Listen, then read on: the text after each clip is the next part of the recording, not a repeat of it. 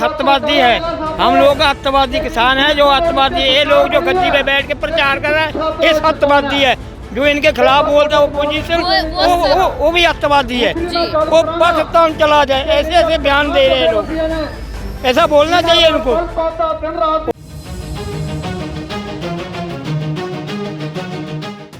नरेंद्र मोदी की बात करें, उन्होंने क्या वो दुनिया के मैं बोलूँगा कि मीन्स इतनी बेशर्मी से झूठ बोलते हैं ना कि उसकी कोई मैं क्या कहूँ कि इतनी बेशर्मी से झूठ बोलते हैं कि वो कोई जवाब ही नहीं है उसका। रही बात एक झूठ आप 100 बार बोलो ना तो वो लोगों को सच लगने लग जाता है। ठीक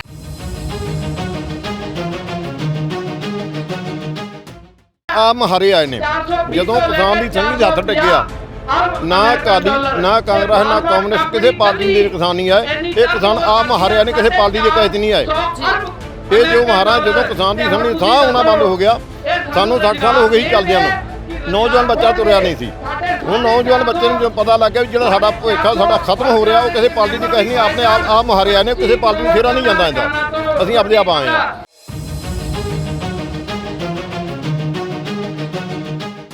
यार मोदी थोड़ी तानाशाह थोड़ी है कि जो उसने बोल दिया। डेमोक्रेसी है, डेमोक्रेसी में कानून चलता है। आज मोदी है, कल मोदी नहीं होगा तो क्या होगा? तो क्या होगा?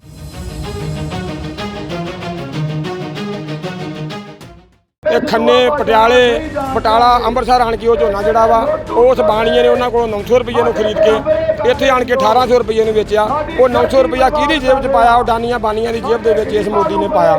मतलब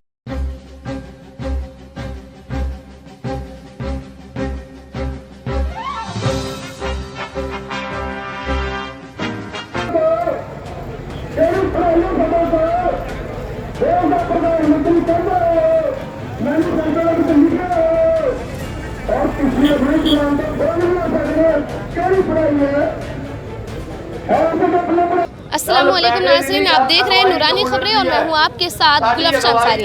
नाज़रीन, आज हम आए हैं दिल्ली के सिंघू बॉर्डर पे जो हरियाणा और दिल्ली का बॉर्डर कहलाता है।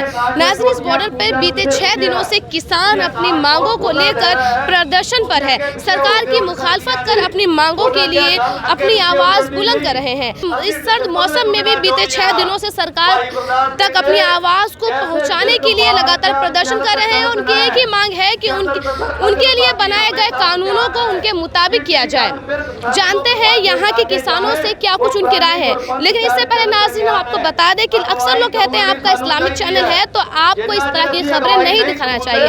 तो नाज़रीन, ऐसे लोगों के लिए नसीहत है कि हम जो है नबी करीम सल्लल्लाहु ताला अलैहि वसल्लम की सुन्नतों पर अमल करते हैं। और नबी करीम सल्लल्लाहु ताला अलैहि वसल्लम की हदीस मुबारक है कि जालिमों का हाथ रोकने और मजलूमों की मदद के लिए हमेशा तैयार रहना चाहिए। आज देश के किसान सड़कों पर है। इन किसानों का कोई मजहब नहीं, क्योंकि किसान जो है किसान के बदौलत ही हर इंसान रोटी खाता है। इन किसानों के बदौलत ही लोग उस बुलंदी पर पहुंचते हैं जिसका सपना हम और आप देखते हैं। उसकी बुनियाद तैयार करने वाला अगर कोई है तो वह है देश का किसान। बात करेंगे यहाँ के किसानों से क्या कुछ उनकी मांग है जानने के लिए। चलिए रुक करते हैं यहाँ। पहले आप इस आंदोलन का पूरा नजारा देखिए कि कितने लाखों की तादाद में लोग यहाँ पर प्रदर्शन कर रहे हैं।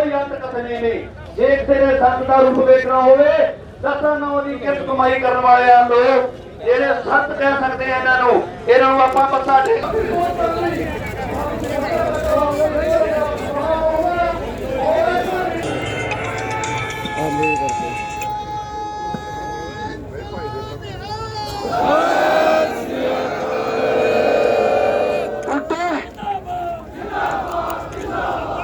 आम जनता ये समझ नहीं पा रही है कि एक तरफ प्रधानमंत्री नरेंद्र मोदी जो न्यूनतम समर्थन मूल्य है उसके खिलाफ बोलते हैं कि हम जो है वो किसान को प्रोवाइड करवाते हैं। पिछली सरकारों ने आज तक ये नहीं करा है। वो साफ तौर पर वाराणसी में कहते हैं जहाँ तमाम मीडिया नेशनल इंटरनेशनल मीडिया जमा होती है, लेकिन जब यही बात जो नए कानून ला रही है उसमें लिखने को कहो तो इस पर वो राजी नहीं होती। तो आपकी मांग जो है विशेष रूप से यही MSP को लेकर है, न्यूनतम समर्थन मूल्य को लेकर है, या और भी कुछ ऐसी बातें हैं जो कानून पे है लेकिन जनता उसे समझ नहीं पा रही? मैम, पहली बात तो हम जब नरेंद्र मोदी की बात करें, उन्होंने क्या वो दुनिया के मैं बोलूँगा कि मीन्स इतनी बेशर्मी से झूठ बोलते हैं ना कि उसकी कोई मैं क्या कहूँ कि इतनी बेशर्मी से झूठ बोलते हैं कि वो कोई जवाब ही नहीं है उसका। रही बात एक झूठ आप 100 बार बोलो ना तो वो लोगों को सच लगने लगता है, ठीक है। रही बात दूसरी, उनके पास क्या है, प्रोपोगंडा की मशीन है, IT सेल है, ट्रोल्स हैं। सेकंड, उनका जो गोदी मीडिया, ठीक है, मैं उन नाम तो नहीं लेना चाहता लेकिन वो सब आ ही गया, सब समझता है ना। तो MSP की बात करते हैं, MSP की बात मैं बोलूँ, MSP पंजाब में सिर्फ गेहूं और कणक जोने पे है, जीरी और कणक पे है, ठीक है। तो उसी के कारण ही हम आज यहाँ पे इतने खुशहाल हैं। मैं बोलूँ कि खुशहाल इन द सेंस कि हाँ, हम अपनी ज़रूरतें पूरी कर रहे हैं कि हमें जो चाहिए वो मिल रहा है, ठीक है। अकेली MSP की बात नहीं है ये। पहली बात, आपने कल इनका राज्यपाल जी की प्रेस कॉन्फ्रेंस सुनी होगी, ये बोल रहे हैं कि जी जो पहली ये बात बोल रहे हैं कि किसान को हमने फ्री मंडी दे दी, वो कहीं भी बेच ली। 1976 में जब जनता दल की सरकार थी, उन्होंने पहला रेजोल्यूशन ही एजुटेशन के बाद ये प्रस्ताव किया कि किसान अपनी फसल कहीं भी बेच सकता है। मीन्स किसान को ये पहले से ही सुविधा है कि वो 1976 के बाद भी देखिए पंजाब में आकर गेहूं बेच सकते हैं, कणक बेच सकते हैं, आप केला खरीद मध्य महाराष्ट्र से केला प्याज आता है, दिल्ली में आता है ना, हम आज़ादपुर मंडी में आके अपनी फसल बेच सकते हैं, ठीक है। वो तो पहले से ही मौजूद, ठीक है। तो नई बात कौन सी होगी? बात जो है कि ये झूठ बोल रहे हैं, MSP हमारी किसान जथेबंदियां की जो है ना कि सिर्फ MSP आज दे रहे हैं, तो ये कानून में लिख दें कि हाँ जी, कानून में लिख दें कि पर्टिकुलर ये चीज़ है, MSP हम इस रेट पे इस पर दे रहे हैं। जो ऐसी बात नहीं है कि ये बोल रहे हैं कि जी मोदी जी ने कह दिया तो वो कानून बन गया। यार मोदी थोड़ी तानाशाह थोड़ी है कि जो उसने बोल दिया। डेमोक्रेसी है, डेमोक्रेसी में कानून चलता है। आज मोदी है, कल मोदी नहीं होगा तो क्या होगा? बात जो है कि ये झूठ बोल रहे हैं, MSP हमारी किसान जथेबंदियां की जो है ना कि सिर्फ MSP आज दे रहे हैं, तो ये कानून में लिख दें कि हाँ जी, कानून में लिख दें कि पर्टिकुलर ये चीज़ है, MSP हम इस रेट इस पर दे रहे हैं। जो ऐसी बात नहीं है कि ये बोल रहे हैं कि जी मोदी जी ने कह दिया तो वो कानून बन गया। यार मोदी थोड़ी तानाशाह थोड़ी है कि जो उसने बोल दिया। डेमोक्रेसी है, डेमोक्रेसी में कानून चलता है। आज मोदी है, कल मोदी नहीं होगा तो क्या होगा?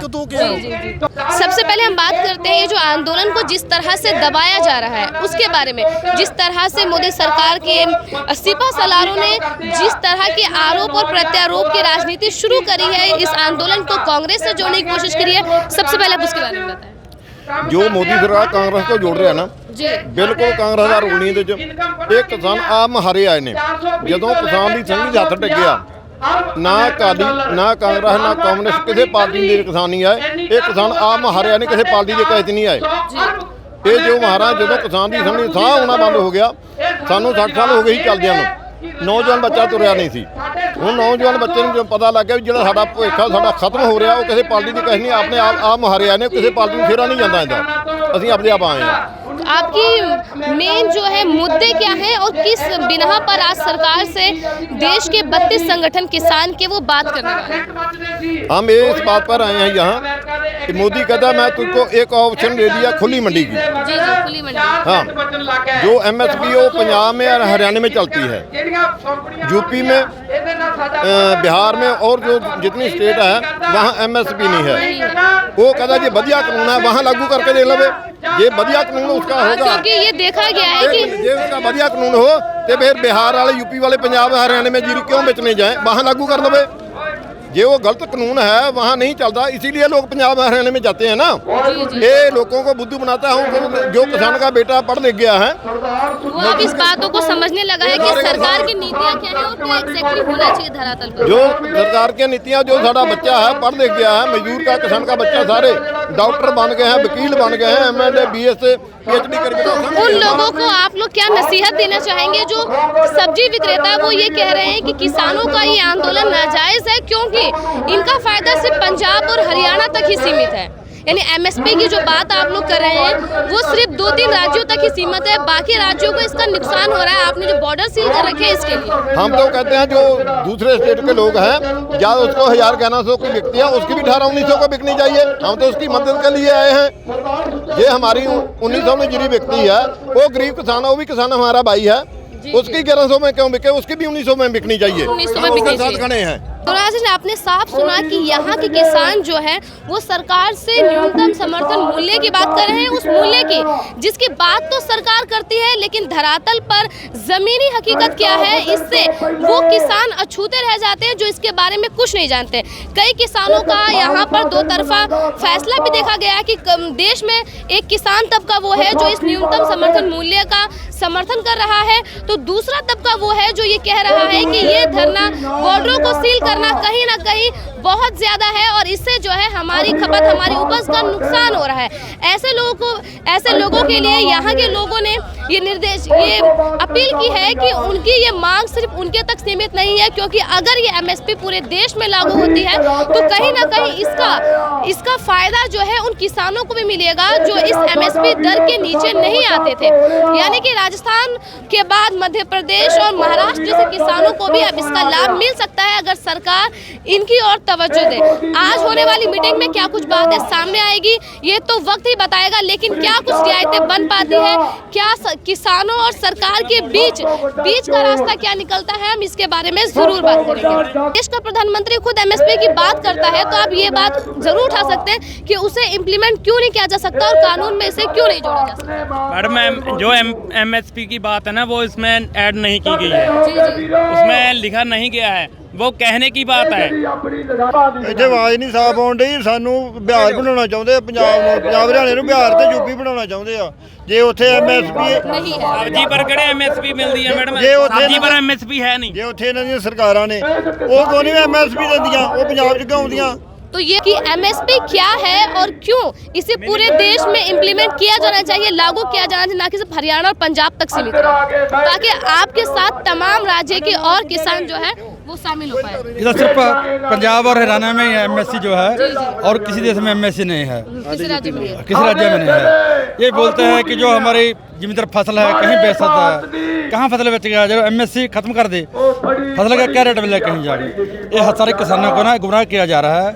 एक मालूम नीतियाँ हम दी गए हैं, ये किसी को इसका बेनिफिट नहीं मिलेगा।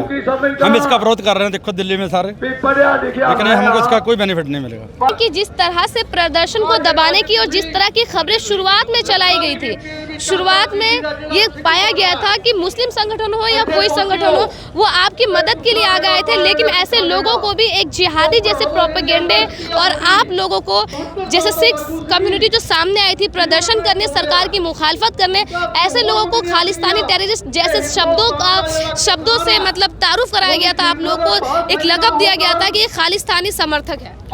आप यहाँ पर जितने को भी देखा कि आपको कौन सा लगा कि खालिस्तानी है? लगा कोई? सब अपने पेट के लिए आए हैं, अपनी रोटी को बचाने के लिए आए हैं। छत्तवादी है, हम लोग अत्तवादी किसान हैं जो अत्तवादी, ये लोग जो गद्दी पे बैठ के प्रचार कर रहे हैं ये अत्तवादी है।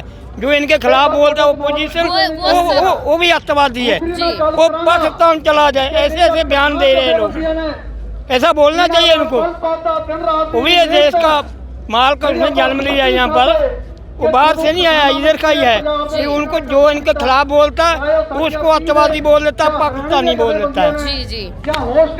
तो देखा नाज़रीन आपने, आज किसान जो है स्पष्ट रूप से ये मांग कर रहे हैं कि एमएसपी की दर दी जानी चाहिए, और वो किसान जो इनके खिलाफ है और ये कह रहे हैं कि धरना प्रदर्शन नाजायज है, ऐसे लोगों को नसीहत दी गई है कि ऐसे लोग भी खुलकर इनके सपोर्ट में सामने आए, ताकि जो एमएसपी दर हरियाणा और पंजाब तक सीमित है, ये एमएसपी दर का जो लाभ है वो पूरे देश के किसानों को मिले। इसके साथ ही साथ ये बताया गया है कि दिल्ली को फतेह करना इनके लिए कोई मुश्किल बात नहीं, क्योंकि आज से पहले भी कई बार जो है सिखों ने अपनी ताकत के बदौलत और गुरु नानक साहिब के नसीहत के बदौलत दिल्ली को फतेह किया है। नाज़रीन, आज खबर फिलहाल इतना ही। मैं गुलफ्शन अंसारी में सहयोगी जुल्फिकार अली के साथ नूरानी खबरें, दिल्ली।